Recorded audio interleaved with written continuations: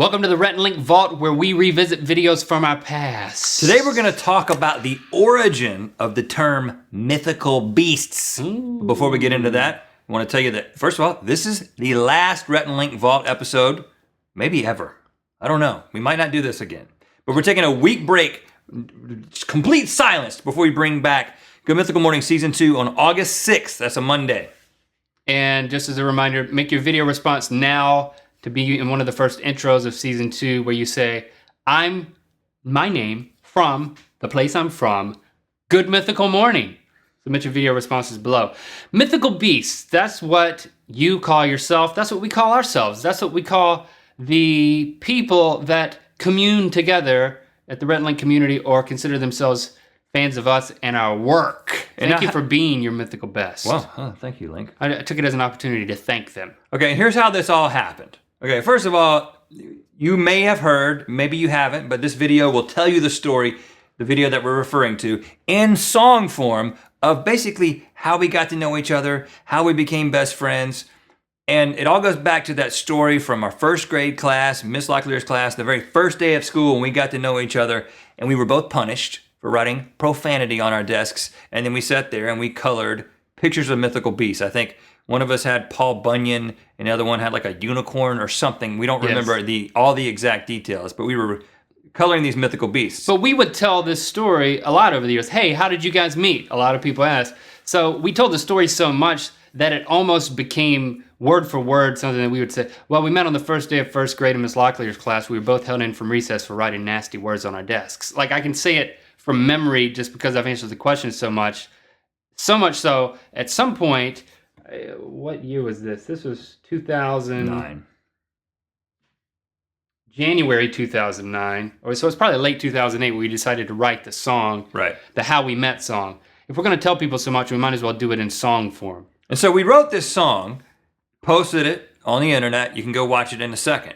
But at that point in time... And we should also say that it was shot by our friend David Meyer, who's a USC film student. He came out and made a mini documentary about our life and work at the time.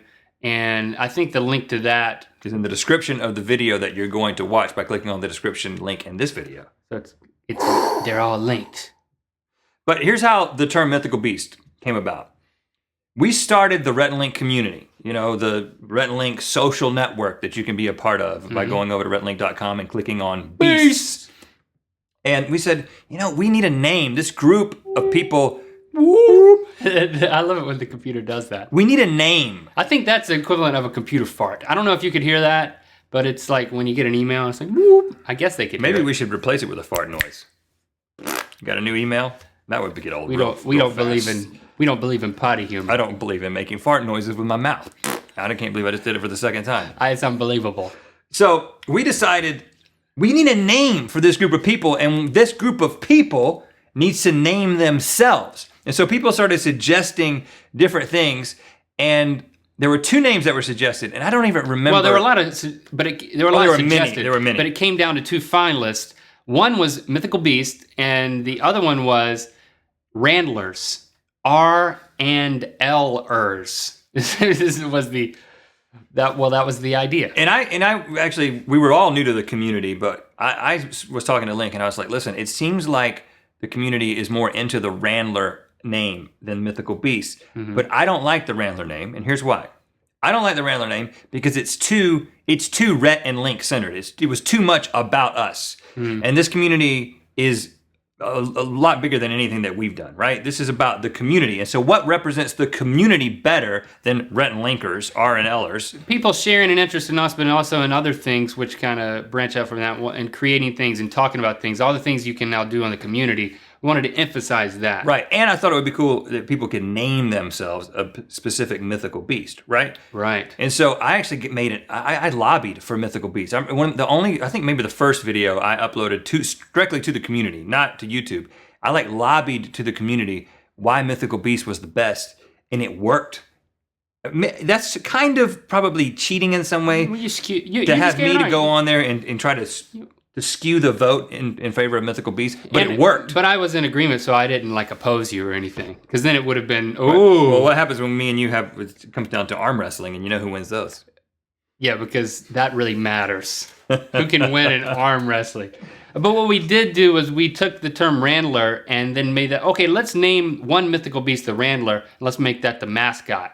So we said, now you guys draw sketches of this Randler, which will be the mascot of the community, which ended up being, well, the Randler, the mouse with the mythical wings and the antlers. And ever since then, so many things have been mythical. You be your mythical best. We made mythical shoes, and now we got good mythical morning. So we try to work, if you haven't noticed, we try to work that mythical name into as many things as we can do. Could get a little annoying, but we didn't make the connection that when you watch the video, you see that the song ends with color of mythical beast. Right. The last two lines of the song are mythical beast. But so that's where we met. Coloring mythical beasts. So when people ask you, what is this good mythical morning? Why is it called good mythical morning? You may be like, I don't know. I thought it sounded cool. Now you know. It's called good mythical morning because you're a mythical beast because you watch good mythical morning on a mythical basis. And that is mythically amazing. We should just stop talking now and let them watch it. I'm dumbfuzzled. Made up a new mythical word. Yeah. Dumbfuzzled. Be careful how you say that.